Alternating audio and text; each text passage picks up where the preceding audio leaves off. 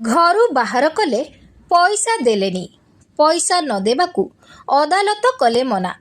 ବର୍ଷାଙ୍କୁ ଟଙ୍କାଟା ଦେବେନି ଅନୁଭବ ମହାନ୍ତି।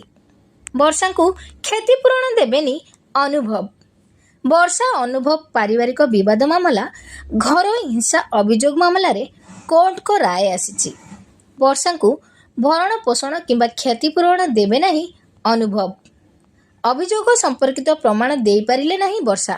ଏନେଇ ରାୟ ଶୁଣାଇଲେ ଜେଏମ୍ଏଫ୍ସି କୋର୍ଟ। 2022 ମସିହାରେ ବର୍ଷା ଅନୁଭବ ଏବଂ ତାଙ୍କ ପରିବାର ବିରୁଦ୍ଧରେ ଆଣିଥିଲେ ସଙ୍ଗୀନ ଅଭିଯୋଗ। ଶାଶୁଘରେ ତାଙ୍କୁ ପାରିବାରିକ ହିଂସାର ଶିକାର ହେବାକୁ ପଡ଼ୁଛି ବୋଲି ବର୍ଷା ଅଭିଯୋଗ କରି ଜେଏମ୍ଏଫ୍ସି କୋର୍ଟଙ୍କ ଦ୍ୱାରସ୍ଥ ହୋଇଥିଲେ। ତାଙ୍କୁ ମାନସିକ ଏବଂ ଶାରୀରିକ ନିର୍ଯାତନା ଦିଆଯାଉଛି, ତେଣୁ କ୍ଷତିପୂରଣ ବାବଦରେ ଏକ ନିର୍ଦ୍ଦିଷ୍ଟ ଅର୍ଥରାଶି ଦେବା ସହିତ ଭରଣପୋଷଣ ଲାଗି ଦାବି କରିଥିଲେ ବର୍ଷା, ଯାହାର ରାୟ ଆଜି ପ୍ରକାଶ କରିବା ସହିତ ବର୍ଷାଙ୍କ ଆବେଦନକୁ ଖାରଜ କରିଛନ୍ତି କୋର୍ଟ।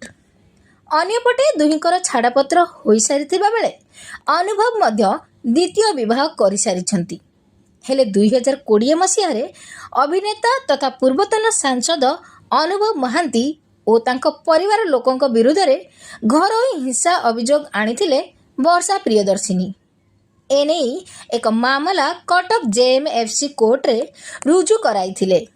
ଏଥିରେ ସେ ନିଜର ସୁରକ୍ଷା ଓ ଭରଣପୋଷଣ ଦାବି କରିଥିଲେ। ତେବେ ମାମଲାର ଶୁଣାଣି ପୂର୍ବରୁ କୋର୍ଟ ପାରିବାରିକ ହିଂସାର କୌଣସି ପ୍ରମାଣପତ୍ର ପାଇପାରିନାହାନ୍ତି।